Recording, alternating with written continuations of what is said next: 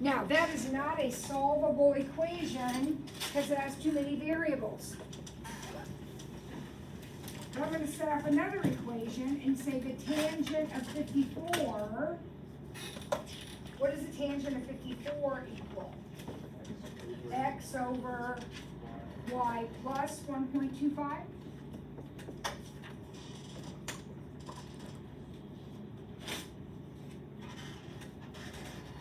Now that's not solvable either, but now I have two equations with two variables. And when that happens to me, I do substitution or elimination. So, if I times both sides by y here, I'll have y tan 62 equals x. And then if I times both sides by that y plus 1.25, I'll have y tan 54 plus 1.25 tan 54. That's going to be a distribute. When you multiply it over here, it's going to be a distribute equals x.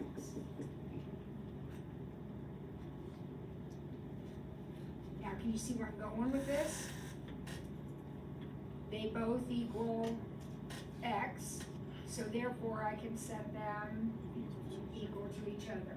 So y tan 62 equals y tan 54 plus 1.25 tan 54. Okay?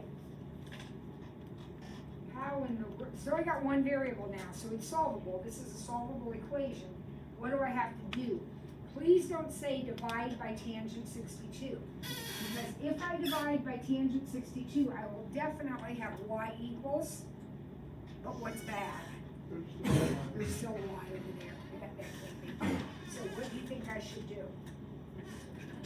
Subtract this one over to here. So now we have y tan 62 minus y tan 54 equal to 1.25 tan 54.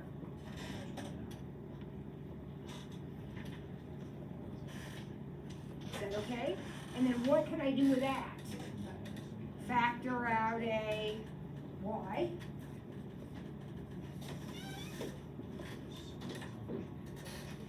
And remembering that our job is to solve for what?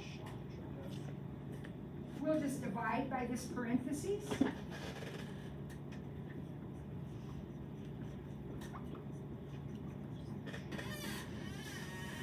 So y is going to equal this right here. I'm running out of room. Did everybody catch all that dividing there? So I'm going to type this in carefully. 1.25 tan, I'll make sure you're in degrees, tan 54, close the parentheses, divided by parentheses, tan 62, close those parentheses, minus tan 54. I got 3.41.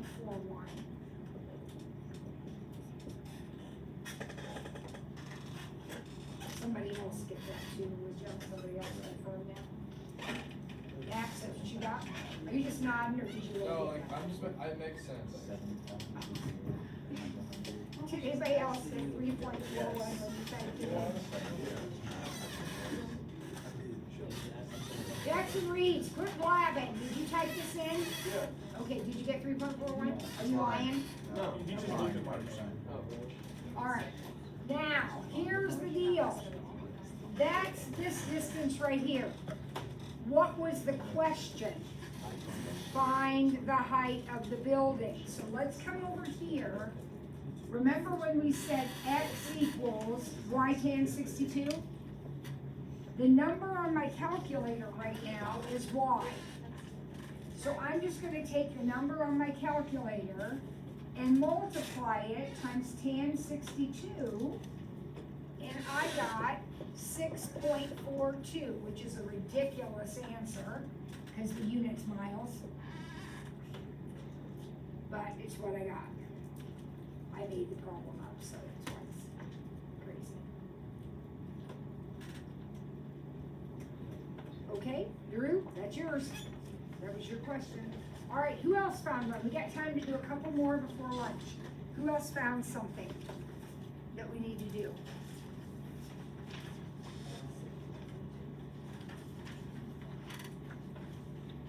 Jake? It's like, it says A period 5 Christmas gift worksheet. Oh, Christmas worksheet, okay. Yeah.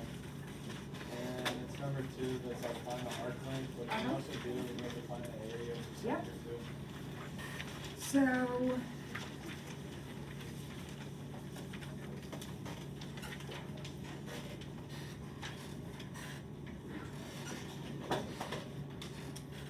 our radius is 6 feet, and our angle is 100 degrees, and we're gonna find the arc length.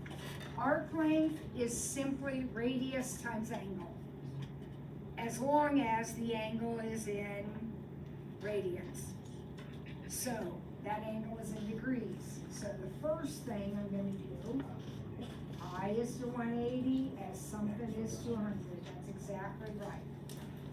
So 180x equals 100 pi, and x equals 100 pi over 180, which reduces to 5 pi over 9. Now, that's 5 pi over 9 radians. That angle right there is 5 pi over 9 radians. Arc length is simply your angle times your radius. That's it. Arc length is r times theta, angle times radius. So once you get that angle in radians, just multiply it by your radius. That's 30 over 9, which is 10 pi over 3 feet. There's your arc length. Okay? Everybody got that? You know that's gonna be a test question. Okay. And he said also, how do you find the area of this sector right here? Well, if we know the whole area, the whole circle is 36 pi, pi r squared, 36 pi. We want a piece of that, a fraction of that, and the fraction we want is 100 3/60ths of the whole thing. So simply take 100 3/60ths times 36 pi. That one's easy. Those cancel, so it looks like the answer is just 10 pi, and that would be square feet in this problem. Is it always gonna be 100 over 360, like for every Well, variable? it's Like, gonna be oh, whatever that angle over is over 360, 360. yeah.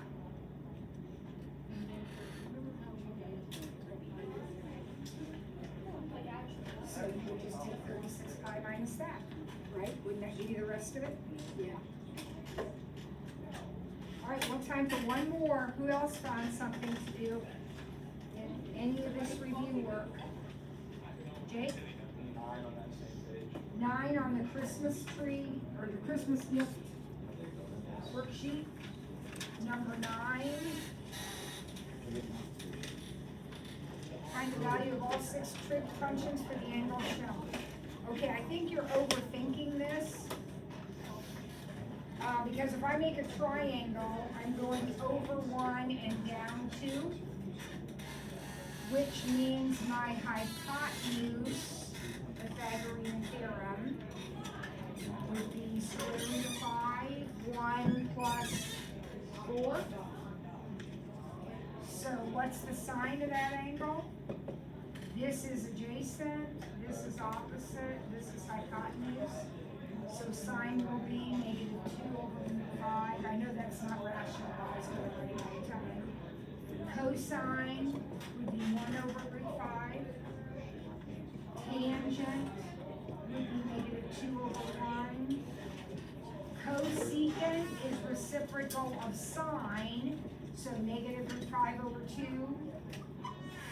secant, reciprocal of cosine, so root 5/1, and cotangent, reciprocal of tangent, so 1/-2. I know I didn't rationalize those, but that's what they are. Does that make sense to you? Yeah. Yeah.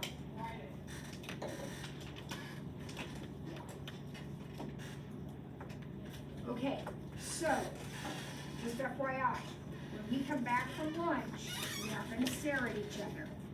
We're either gonna have questions, or we're gonna jump into chapter 5. So, you need to come to me with, you need to come back to class with some questions, for us to work on.